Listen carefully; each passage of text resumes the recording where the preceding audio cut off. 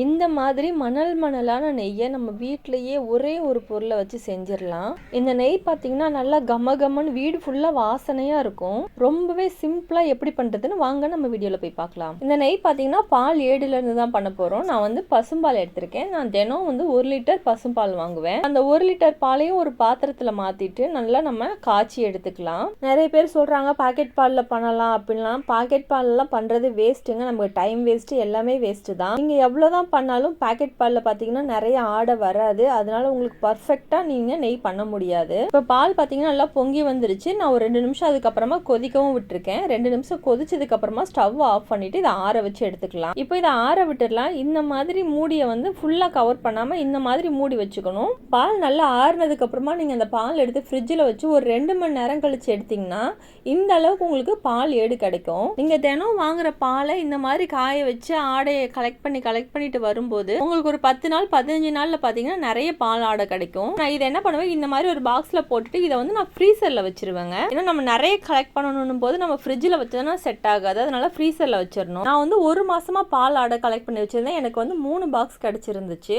இதுல வந்து ஒரு ஸ்பூன் வந்து நான் தயிர் சேர்த்துக்கிறேன். தயிர் சேர்த்து இது நல்லா கலந்துடலாம். நான் இதை மொத்தமா ஒரே பாத்திரத்துல ஊத்திக்கிறேன். 3 பாக்ஸ்லயுமே வந்து ஃபுல்லா இருக்குது ஆடை. அதனால ஒரு பெரிய பாத்திரத்துல சேர்த்துக்கிறேன். நீங்க ஃப்ரீசர்ல வச்சிருக்கிற பால் ஆடையை நீங்க நெய் காய்ச்சறதுக்கு ஒரு நாள் முன்னாடி நீங்கள் ஃப்ரிட்ஜில் மாற்றி வச்சிடணும்.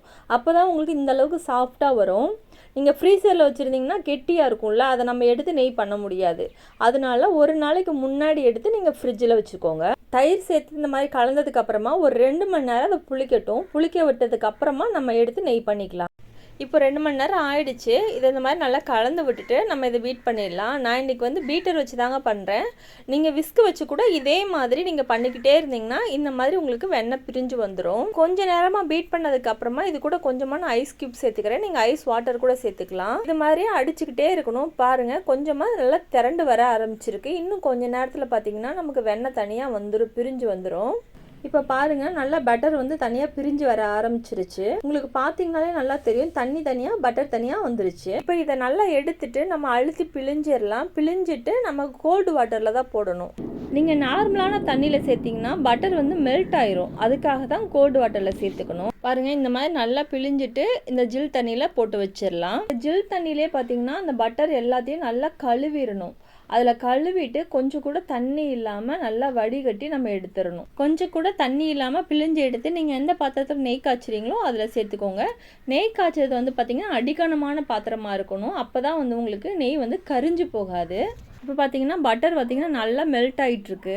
ஸ்டவ் வந்து பார்த்தீங்கன்னா மீடியம் ஃப்ளேமில் தான் இருக்கும், ஹையில் இருக்கக்கூடாது. இப்போ பாருங்கள், பட்டர் நல்லா மெல்ட் ஆகிட்டு கொஞ்சம் கொஞ்சமாக அந்த நெய்யெல்லாம் லைட்டாக மேலே தெரிய ஆரம்பிக்குது பாருங்கள்.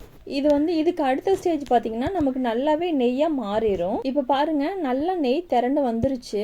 நெய்யோட கலர் பாருங்கள் எவ்வளோ சூப்பராக இருக்குன்னு.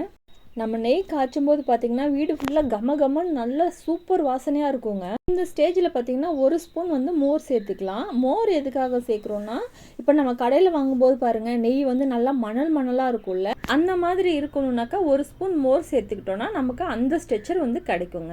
இப்போ அவ்வளோதான், நமக்கு ஃபுல்லாகவே ரெடி ஆயிடுச்சு. இந்த ஸ்டேஜில் ஒரு கொத்து நான் முருங்கை இலை சேர்த்து நெய்யை முறிச்சு எடுத்துக்கிறேன். நீங்கள் முருங்கை இலை இல்லைனாக்கா கூட கருவேப்பிலை சேர்த்துக்கலாம். இல்லைனா கல் உப்பு இருக்குல்ல, அது கூட ஒரு 2 பிஞ்சு போட்டோம்னாக்கா நெய் முறிஞ்சிரும். இப்போ இது கொஞ்சமாக ஆறுனதுக்கு அப்புறமா இதை ஃபில்ட்ரு பண்ணி எடுத்துடலாம். ரொம்ப ஆறணுன்றது கிடையாது. பாருங்க, அடியில் அந்த மாவெல்லாம் இருக்குல்ல, இதை வந்து நீங்கள் ஏதாவது ஸ்வீட் பண்ணும்போது இந்த மாவை சேர்த்து ஸ்வீட் பண்ணிக்கலாம். டேஸ்ட் ரொம்ப சூப்பராக இருக்குங்க. எனக்கு பார்த்தீங்கன்னா கிட்டத்தட்ட ஒரு 1/2 லிட்டர் கிட்ட நெய் கிடச்சிருக்குது. இப்போ கடையில் 1/2 லிட்டர் நெய் வாங்குறோம்னாக்கா 400 ரூபா 500 ரூபா ஆகுங்க. அதுவும் வந்து அவங்க எப்படி பண்ணுறாங்கன்றது நமக்கு தெரியாது. நம்ம பால் ஆடையை கலெக்ட் பண்ணி வச்சு பண்ணும்போது நமக்கு அந்த காசு மிச்சம் தான் இல்லைங்களா. மறுநாள் பார்த்தீங்கன்னா உங்களுக்கு நெய் இந்த ஸ்ட்ரக்சரில் தான் இருக்கும். கடையில் வாங்குற மாதிரியே நல்லா மணலாக இருக்குது பார்த்தீங்களா. இதுதான் ஒரிஜினலான நெய். நீங்கள் கடையில் வாங்கினீங்கன்னா கண்டிப்பாக அதில் டால்டா வந்து கலந்து தான் இருப்பாங்க. இந்த வீடியோ பிடிச்சிருந்துச்சு நம்ம சேனலை ஃபாலோ பண்ணிக்கோங்க ஃப்ரெண்ட்ஸ். தேங்க்யூ ஃபார் வாட்சிங்.